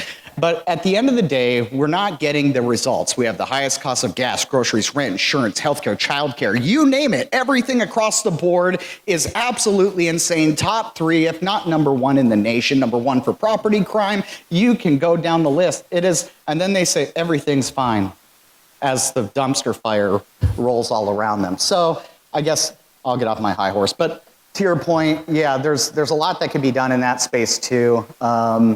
And still have the ability of people want to send their kids to college. The GET program, the Guaranteed Education Tuition. People go and invest and they get credits and then they could send their kids to college later. Kind of like a 401k for college Washington set up a long time ago. They're going to try to raid that next session for the money. And that's your money that you invested. That's basically like raiding a pension. It's basically like raiding a 401k. It's raiding your kid's education. Watch out for stuff like that. But anyway, let's get to Kevin now. Thank you. Wow. How do you follow all of that? I was thinking I said up front I'd go first, but okay. We learned a lot. In the scope of work for a county commissioner, I'm probably tied more to land use and working with these guys and figuring out how they can get me money. Some of the things I'm looking at, instead of raising your property taxes, is how we're going to generate money in Kitsap County. And you can look at my website and see some of my fantastic ideas on there. I've got a card back there. We have a large opportunity to work with the Navy and expand our industrial capabilities instead of our, there we go, I heard that. Instead of our high density housing and high capacity transportation, that's a tax on you. And somehow it's introduced like that's a good thing. Meantime, kids that are looking at having kids aren't going to have kids because they're living in 700 square feet. They cost too much money, and the pressures in society are depressing them. There's no hope. So I think we need to spread out more, not condense and concentrate our pollution. And anything that you see that says Vision 2050, whether it's Washington State or from the UN. It's really the same thing if you read it. They just delete some of the content from the UN, but it's the exact same thing. It is Vision 2050, and that's not a vision for Kitsap County.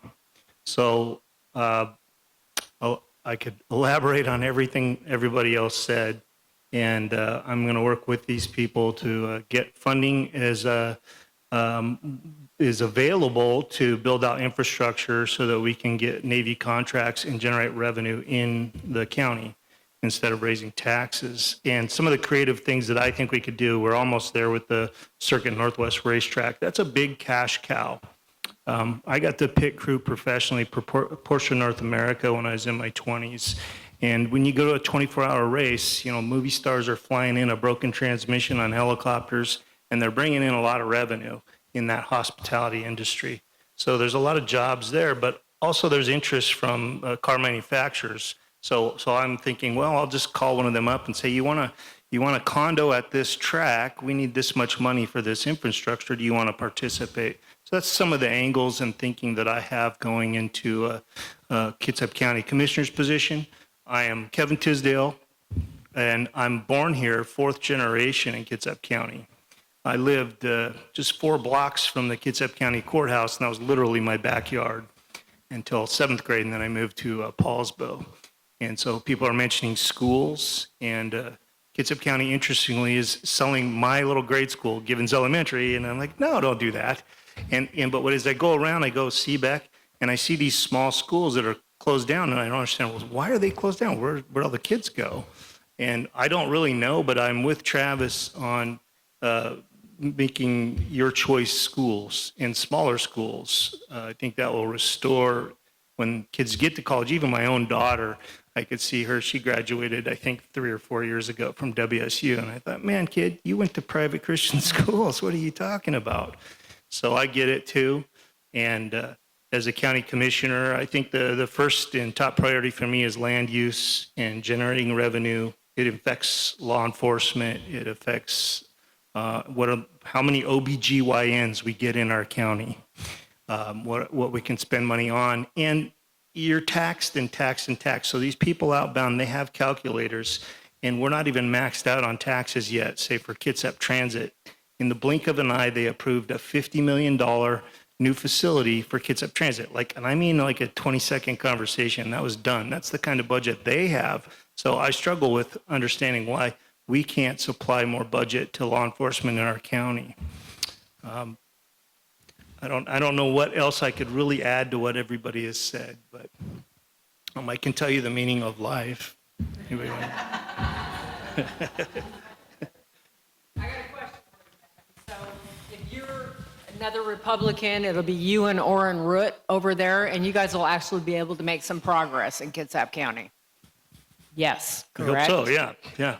All right. Yeah, well, that's 2/3 of the vote. Yeah. That's correct. There is that. I think everybody's, I don't know, we're going to see on the 4th of August what the sentiment is, I think. I joined the campaign very late, about 3 days before it was time to register. I even saw that the District 3 was on the ballot, and I said, well, there's no way that I'm going to let her go unchallenged. And I really don't even feel like I'm running against Katie Walters. I'm running to keep Kitsap, and the changes that need to be made are on a legislative level. You know, we've experienced the same devil from ancient Egypt to right here and now today. It's the same tactics. You can own your land, but the Pharaoh is going to say what you do with it and how much it's going to cost you. It's the very same. We're fighting the same fight. It's good against evil, and that's why I mentioned, you know, if you hear 2050 and you think, oh, well, I can get along with that person, that's the devil. There's good and evil. I got a quick one for you. So over here, R2AK hat. Yeah. Oh, sorry. Hey, so this pertains to both to your perspective position as well as to yours, ma'am. And that is with property. Property taxes are generated because we own property and we pay our taxes, or we lose our land. So in looking at what's been happening with regards to property transfers in Kitsap County, what I've noticed is that there have been a number over the last few years of transfers that went from a property owner to, this was brought out in the Kitsap Sun here a few weeks ago by David Nelson, who wrote that there have been a number of properties, including one that was going for $4.2 million over by the trails. And it went from private ownership to in trust for this Aquamish tribe. So what happens with that is, if I'm correct, is that we lose that from the tax base. So, and that is $4.2 million worth of today's funds that do not go to property tax, which whatever the percentage is the county gets back, I don't know, 3%. But still we're losing, and it goes along with what we're seeing happen up there. Increasingly, and I agree with you, ma'am, increasingly across this legislative district, we're seeing loss of property that would be helping us fund our schools, just being taken out and, going someplace else. Yeah, that's. I'll let you talk. That's part of too why I don't like the high density, high capacity transportation model, because when you're supporting an outbound workforce, you're not generating revenue here. The companies they work for aren't paying taxes and fees in our county. And I've looked at the Climate Commitment Act. It's a lot of reading. I read a ton. And the allocations, the expenditures that are in the big dollars, I haven't really looked at the little dollars. I skip over those. I look at the big ones, and it's all to, no offense to Indians, but it's a huge amount of money. You want to speak about the property transfers? A lot, other services own bits. But the federal government does provide impact aid, correct? Right. It helps you with your schools. Although we don't know where it's going. Granted, yeah. But if you transfer to some other entity like in trust for, Takes off the tax. it's gone, Exactly. The other thing I was going to mention when you hit on the Climate Control Act, since I'm up here, you know what your Climate Control Act money is going to pay for in our county? We're going to widen the sidewalks on Thorn Avenue. Okay? How's that going to do anything for our climate? But you're 100% right about transferring land. Yeah, there's pages of incredible expenditures from that. I have on my website, if you read the fisheries and environment column, for about 15 years, this is a little interesting, Travis mentioned the fisheries. So I'm born and raised here, and a sportsman. I've commercial fished in high school, but I'm a wastewater treatment plant operator by trade, so all of our effluent hits the Puget Sound. And I'm a little bit of a subject matter expert. And for 15 years, I've really wanted to introduce this project to City of Seattle when I worked there and the Department of Ecology. And it's really gone nowhere. And Jay and Trudy, they live across the street from the treatment plant I work at for City of Bainbridge Island. So I've been in their living room and I debated with Jay. I said, your Climate Commitment Act, this is before the Climate Commitment Act went live and he was still in office. And I said, it's all about mitigation and no sequestering. And so part of something I've wanted, and now recently, just a week ago, there's a line item that's going to allow research and development for sequestering. I think that's because the SQUIM plant and Puget Sound National Laboratories and NOAA teamed up in SQUIM to introduce calcium carbonate to seawater and see if that was effective for mitigating CO2 sequestering. It turns out it's successful. I have a byproduct idea that's a little similar to theirs, but it introduces calcium to not only sequester carbon, but it will add to the fisheries. So it enables them to uptake the calcium to build their shells and bones and stuff like that. So it's hard for me to look at that and go, well, should I apply for this money or not? Because it's climate, it's the enemy money, kind of. But yeah, Jay's got an out-of-sight airplane. If you haven't seen that, have you guys seen Jay's airplane? It's a dual engine, 12-seater. I don't know how he flies, or affords to fly that, but it's a very, very nice airplane. So I'll just close up with that unless there's some more questions. Is there any other questions that I could answer? I would like to know if you support organizations like the Kitsap Property Alliance, and that if you would be working across the aisle with the new county CDC director that they have, to work with reducing the permitting fees. The new director I'm getting good feedback out of the community development that he's really looking at that fee structure and trying to navigate it. But as I do my homework, I find out that I have to talk to Travis Couture and Drew Griffey and those, because we're bound by state law to correct some of the issues that are going on in the permitting department. But the lag time is really despicable. And that you go down to the county and you'll get multiple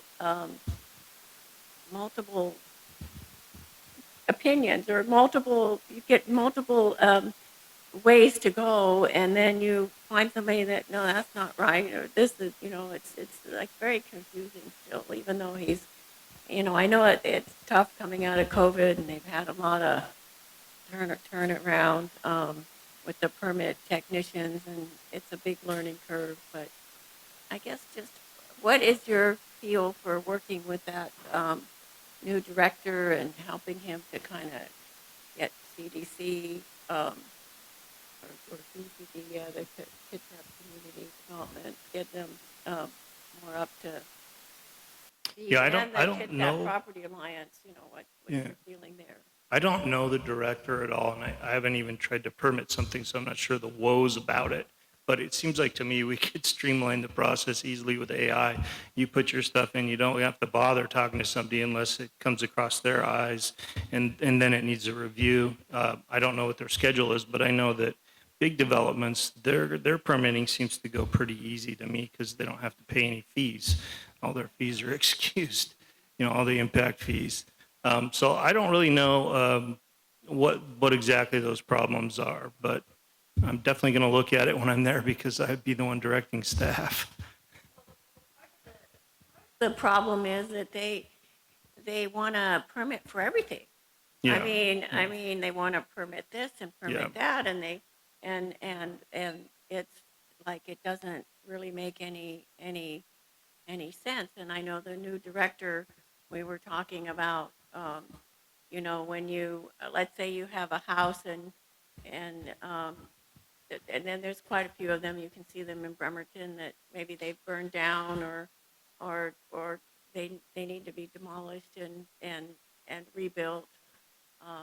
You have 2 years, once you, let's say, remove that property or remove the existing home on it, and if you don't rebuild within that 2-year period, you get thrown into it being like undeveloped land. Even though it would have power, would have water, maybe it even has sewer hookup. And so it's like but that's a state issue. That, but they just want to permit every little aspect of your life, and I'm not sure. And I think some people are paying for permits that they don't even really need. Yeah, So, and I think it's inefficient when you have something that has touch time of 5 different people 5 different times. That's a gross inefficiency, and so I'm dead sure that we have technology that could help remedy some of that. I just don't know what the interest level is. Yeah, well, and the focus, quite frankly, is always been on Vision 2050. That's where staff's attention has been directed. But AI sucks. I mean, at least from my opinion. Okay. As a smart scrubber to review, like I was in the collision industry for the first 20 years of my career, and so when you do an estimate on a car, and you're submitting it to the insurance company when you have these contractual agreements with insurance companies. There's a smart scrubber, and if it doesn't meet all of the criteria, it kicks it back, and then somebody has to physically review it. I imagine there's something similar available in permitting processes and other models that we could look at.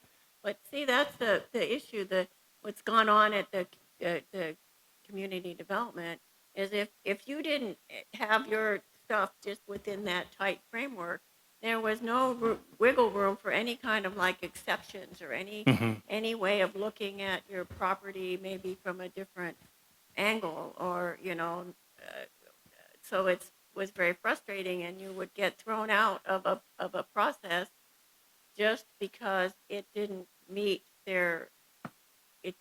AI that's where AI is going to put you in that box. It's not going to solve anything. So you need an appeal process, or? Yeah, kind of. Well, I mean, you get thrown into that. Yeah, that's what else is being stripped away, is your ability to appeal anything.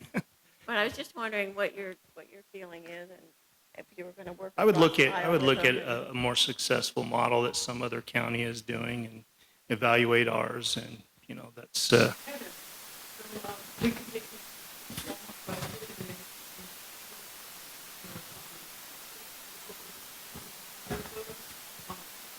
You guys can talk offline, and I'm so sorry for interrupting, but Yeah, I went last, so I'm good.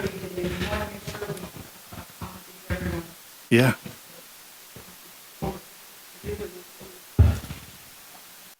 It's okay with me. Were you following the boundary line adjustment code that was just voted in by the county commissioners by chance? Lightly. I have my own fence that my neighbor's encroaching in, and I wondered about, what is that about? And I still can't figure out what was the purpose of spending the time and money to do that. It sounded like it was to align our codes with border counties under some company, and to get more tax revenue off of permitting. I mean, that's from a voter perspective. I would believe it.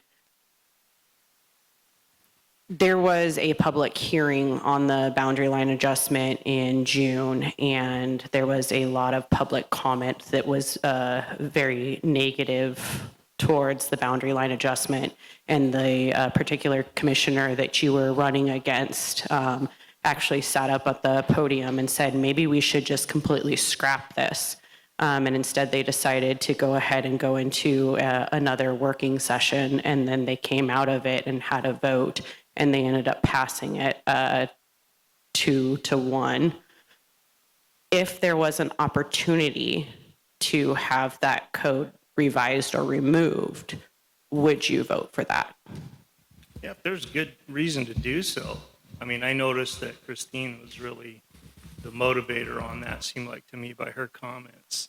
And like I said, I still can't figure out what the purpose of it was. There's something in the background there. And yeah, I'll appeal anything if it needs to be appealed.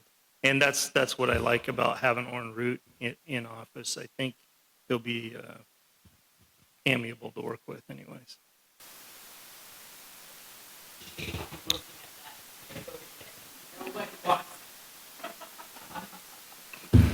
It's a long list. I have a question about our colleges. I keep hearing that there's a lot of communist money coming into our Washington state colleges. What can you do about that? And is that true? He's the budget guy. He'll know where it comes from. I assure you. Well, the term communist money is a loose term, right? But I mean, most of the money going to our state colleges is your money, right? And what they're doing is basically turning it into money that is being spent for socialist purposes, right? To teach CRT, to teach hate America, burn the flag, the Intifada, we hate Jews. I mean, even the University of Washington's own climate survey of its own employees said that they were the most anti-Jewish school in the country. And that was their own employees, right? Just a survey of who works there. So to the extent that, is there like a line item that says communist money? No. But when we're sending money to the universities and then they're turning around and spending that plus their endowments to hire like the most radical people possible to indoctrinate young people in the college system who you also paid for to send those kids to, right? Either through your tax dollars or mom and dad, right? Paid to also supplement dorms and whatever else. But, like the staff ratios are insane. Like the Evergreen State College down south in the 35th, like near Olympia, the staff to admin ratio is absolutely nuts. It's something like 1 in 4 staff per 1 student. Or I'm sorry, I got that the other way around. One staff per 4 students. So you need 1 full-time employee for just 4 kids. That's kind of nuts, right? And the UW is not too far behind. It's the second worst. And granted, they got like research institutions, a hospital, and all sorts of other things. But yet again, you got similar situation with the hospitals, right? And Seattle Children's and everything else. Like, I don't really trust the doctor that they're gonna start mutilating children, right? So to answer your question, I don't know if there's a line item that says that, but when the money does land at those stores, that's absolutely what it's being spent for.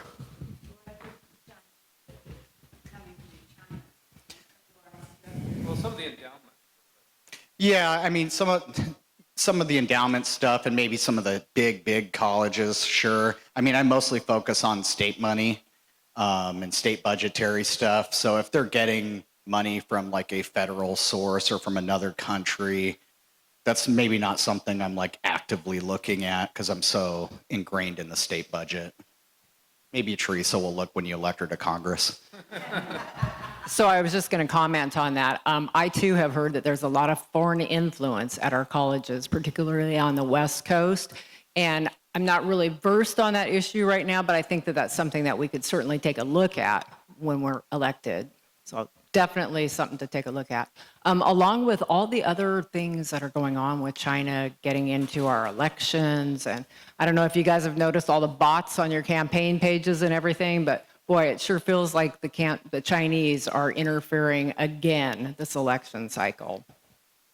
Any other questions out there? It's okay. I'll just shove it in your face. I understand the answer is get out and vote. But my concern is, what's the Republican Party doing for Washington, big Washington, when we can't even get an 80-20 voted on and passed? I think that's a fair question.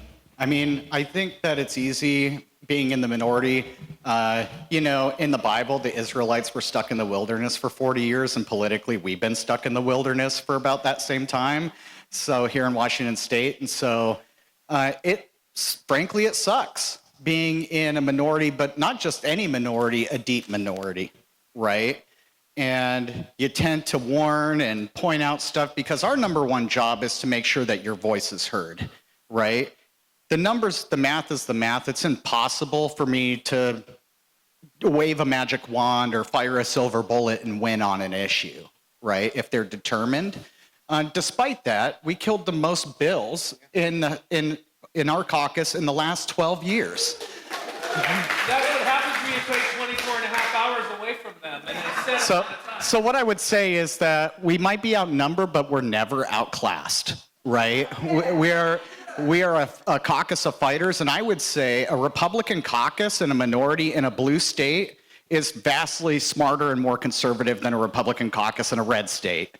And that reason is because they're kind of spoiled, right? Like in Texas and Oklahoma and stuff like that. They just do whatever they want because it's a red state. Here, we got to fight for every single inch and take 9 steps back to take 1 step forward. It's incredibly frustrating. And then sometimes you wake up like, why do I do this again? And that's because on the one time that you win, you help 7 to 8 million people, right? And like, I'm going to humble brag about Dan for a second, but did you know that we don't have a statute of limitations on felony sex crimes? And that's because of Dan Griffey, right? So if you get raped and you come back years later and say, you know, I'm brave enough now to go after my attacker, you can, because of Dan Griffey. And it took him years and years, and his wife was there too, years and years to get that done. And it's frustrating, but you gotta wake up like the joyful warrior and go to work with a smile on your face. Never let them know that they got you down, right? And then no matter how much they beat you up the day before, you come in with a smile on your face, just like, yes, sir, may I have another, right? But to your point, one thing I know we're trying to preach a little bit more to like elected Republicans is a little bit more governance and a little bit less grievance, right? So it's really easy to grieve all the bad policies and the things that are happening. But what are we going to do about it? Well, great. We got initiatives on the ballot. We could try to solve some problems that way. There's lawsuits happening like income tax, pension rate, other things, right? The sheriff bill that tried to kick Rick Coos out from being sheriff. You know, Tara Simmons in the Bainbridge Island area during that debate said, oh, I'm so glad I'm going to vote yes and pass this bill so I could get rid of Rick Coos. Well, he's still here. So, So if we can't win on the House floor, then we're trying to win in court. And if we can't win that way, we're trying to win on the ballot and the initiative. And you know what? There is no such thing as a lasting change that is better than the lasting change of kicking their asses out of office, right? Because I will tell you that all of this stuff, there is no easy button, right? It's putting in the hard work, the elbow grease, hitting the doors, wearing out the soles of your shoes, going to all the events, doing all the things, talking to every neighbor, because that's what ultimately wins, making sure we turn out the ballots and vote, and then we get numbers. And if we get numbers, we don't even have to have a majority, right? If we get close, like when Dan was first elected back in 2014, when they were like 2 votes short of the House, he's like, Travis, it was a dream come true. You could do anything. I don't even know. I've never experienced that, right? So, but to your point, I mean, and many people probably don't know this, we're trying to do a better job. We've upgraded our social media presence for the House Republican Caucus. It is the top social media presence in the United States. And so literally I tried to pass an amendment to protect kids in schools that if their teacher rapes them, that they notify the parents immediately.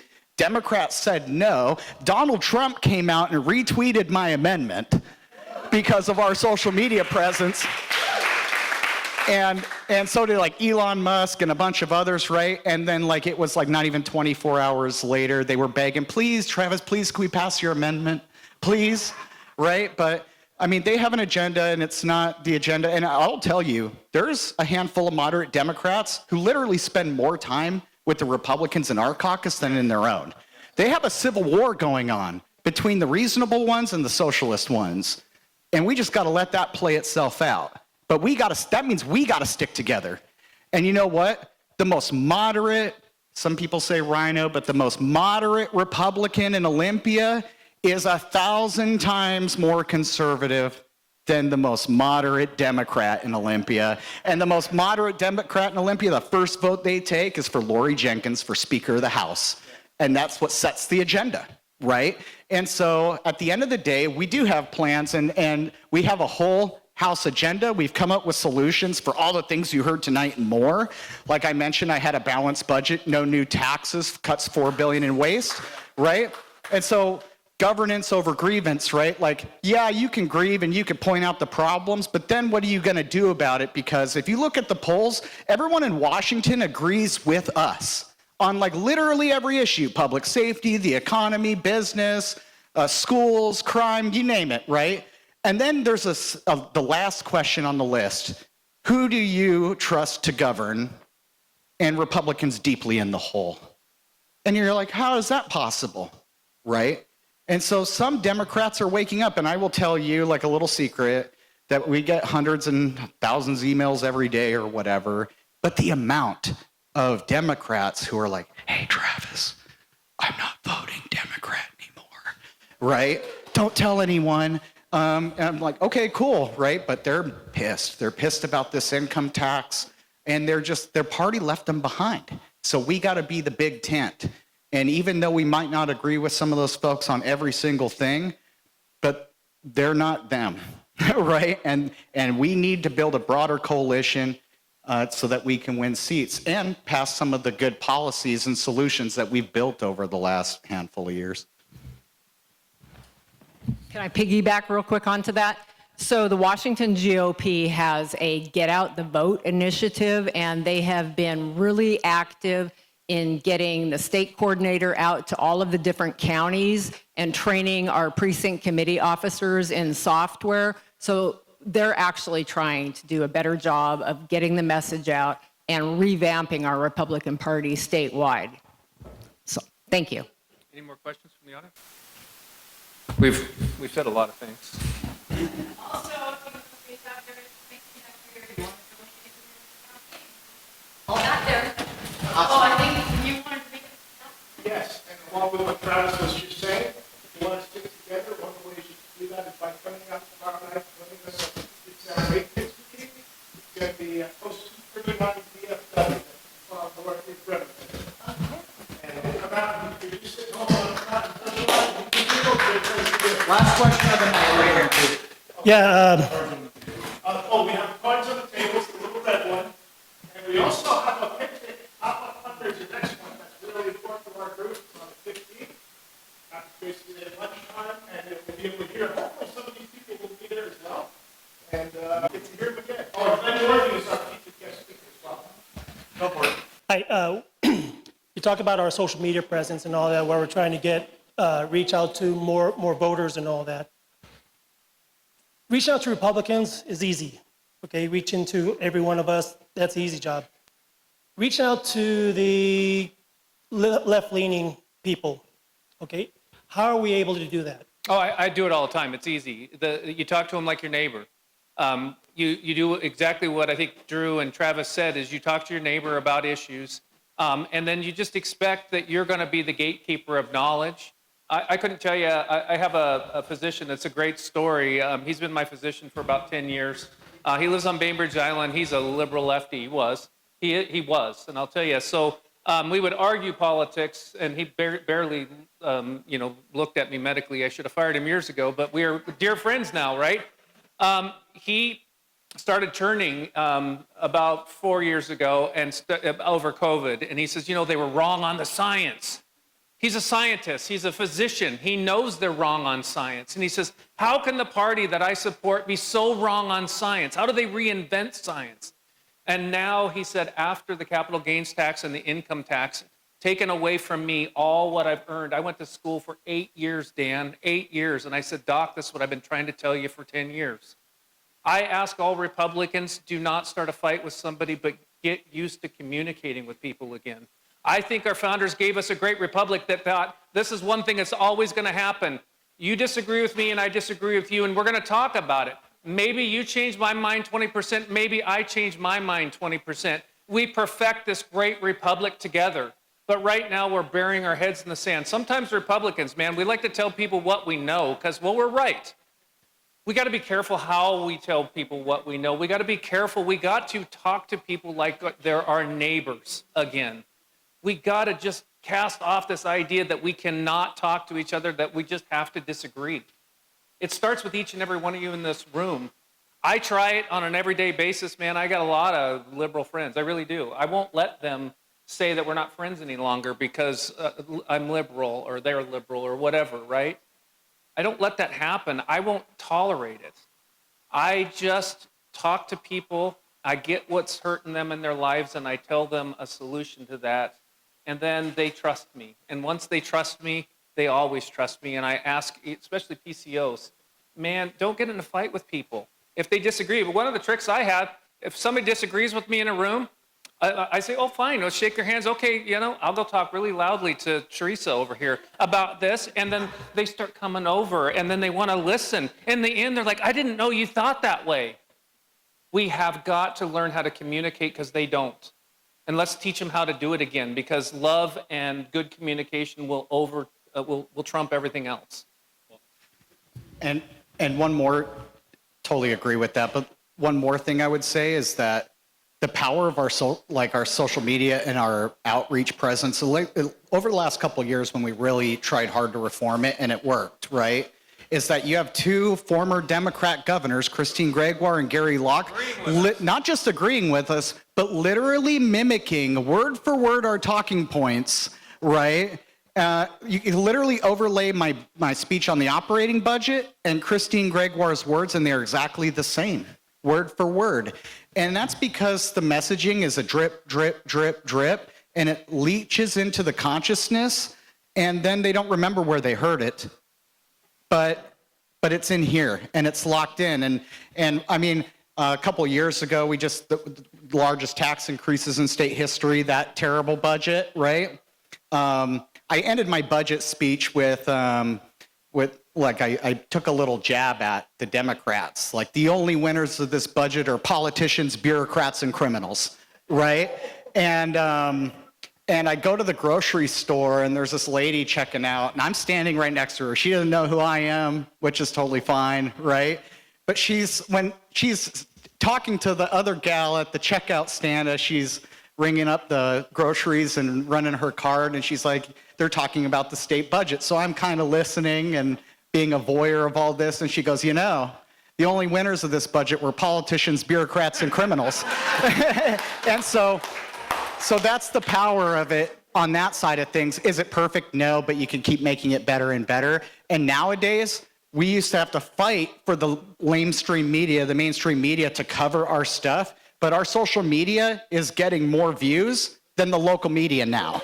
So at the end of the day, the King 5s, the Comos, the Fox 13s, the whoever, they will see our social media and do a reverse and then come to us like, oh, because we actually broke the news, right? And then they come to us, and so it's kind of a reverse validation that way. So we wanted to be able to bypass the media who wasn't telling the story or wasn't telling it accurately or with a lot of bias. So we created our own media, right? And now it's bigger than theirs. Thank you all. I really appreciate